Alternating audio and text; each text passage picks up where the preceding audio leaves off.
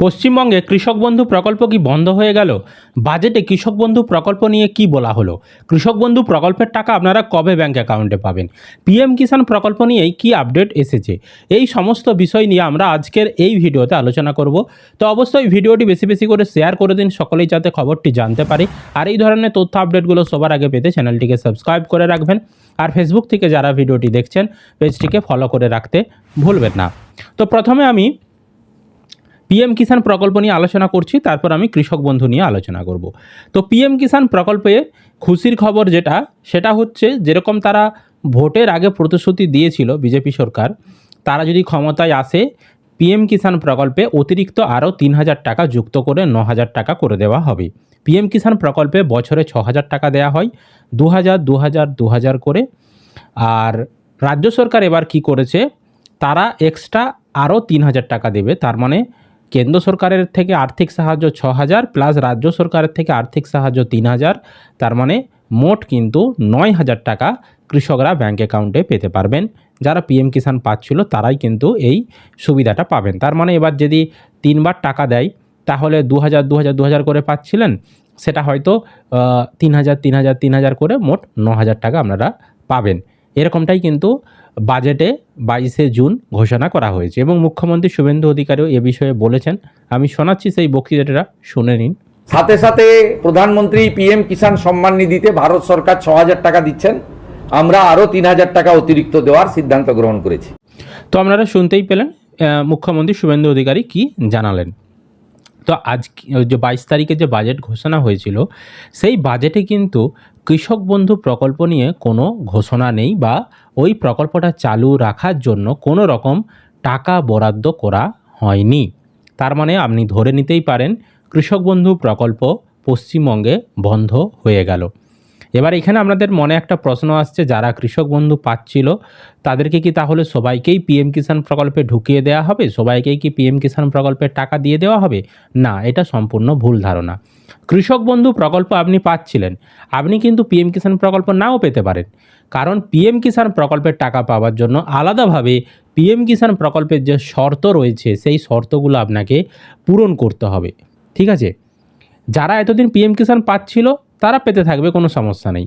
কিন্তু যারা এতদিন পিএম কিষাণ পায়নি, তারা যদি বর্তমানে পিএম কিষাণ করতে চায়, পিএম কিষাণ প্রকল্পের অনেক শর্ত রয়েছে, সেই শর্তগুলি পালন করতে হবে। তারপর আপনাকে অনলাইনে আবেদন করতে হবে। তো পিএম কিষাণের যে শর্তগুলো রয়েছে আমরা ডিটেলসে একটা ভিডিও দিয়েছি আমাদের চ্যানেলে বা পেজে। যারা দেখেননি 2-3 দিন আগেই ভিডিও দেওয়া রয়েছে, অবশ্যই দেখে নেবেন। অনেক শর্ত দেওয়া রয়েছে।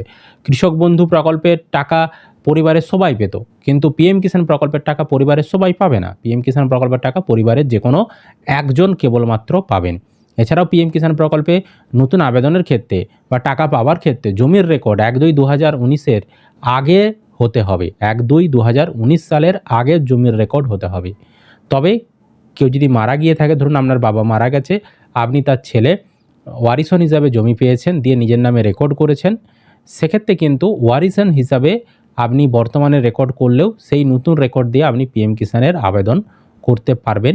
তবে সেক্ষেত্রে কিন্তু আপনার বাবা যদি আগে পিএম কিষাণ পেত, তবেই আপনি ছেলে হিসাবে পিএম কিষাণ পাবেন। কারণ বাবা মারা গেছে, আপনি ছেলে ওয়ারিশন হিসাবে সেই জমিটা পেয়েছেন এবং সেটা আপনি 2026 সালে হোক, 25 সালে হোক বা 24 সালে হোক, মানে 2019 সালের পরে রেকর্ড করেছেন, তাহলেও আপনি যোগ্য হবেন।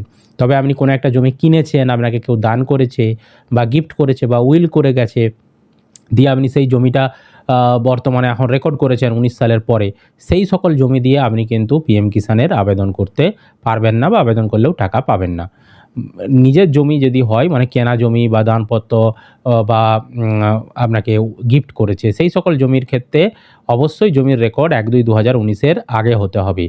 1-2-2019-এর পরের সালে যদি জমির রেকর্ড হয় তাহলে পিএম কিষাণ পাবেন না। সুতরাং অনেকেই বাদ পড়ে যাচ্ছে, পিএম কিষাণ পাচ্ছে না অনেকেই।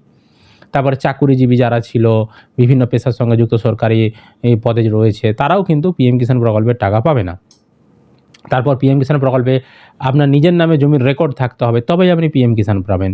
কিন্তু কৃষক বন্ধু প্রকল্পে ভাগ চাষিরাও পেত, বর্গাদাররাও কিন্তু তারা পেত। তো সেক্ষেত্রে পিএম কিষাণ প্রকল্পে অনেক কঠিন নিয়ম রয়েছে, সুতরাং সব কৃষক বন্ধুরাই যে পিএম কিষাণ পাবে সেটা কিন্তু নয়। আপনাকে পিএম কিষাণের টাকা পাওয়ার জন্য আলাদাভাবে শর্ত পূরণ করতে হবে। আর যারা কৃষক বন্ধু পিএম কিষাণ দুটোই পাচ্ছিল, তাদের ক্ষেত্রে কৃষক বন্ধুটা বন্ধ হয়ে গেল, পিএম কিষাণ যেমন চালু ছিল সেরকম থাকবে। আর যারা শুধুমাত্র কৃষক বন্ধু পাচ্ছিল, তাদের ক্ষেত্রে কৃষক বন্ধু বন্ধ হয়ে গেল। এবার আপনি যদি পিএম কিষাণে আবেদন করতে চান, তাহলে আপনাকে আলাদাভাবে আবেদন করতে হবে এবং আপনাকে পিএম কিষাণের শর্ত পালন করতে হবে। বোঝাতে পেরেছি আপনাদেরকে? তো আপনাদের কি মনে হয় যে পশ্চিমবঙ্গ কৃষক বন্ধু প্রকল্পকে চালু রাখা উচিত কিনা, অবশ্যই সেটা কমেন্ট করে জানিয়ে দেবেন। আর ভিডিওটি বেশি বেশি করে শেয়ার করে দিন, সকলে যাতে খবরটি জানতে পারে। আর এই ধরনের তথ্য আপডেটগুলো সবার আগে পেতে চ্যানেলটিকে সাবস্ক্রাইব করে রাখবেন। ফেসবুক থেকে যারা ভিডিওটি দেখছেন, পেজটিকে ফলো করে রাখতে ভুলবেন না।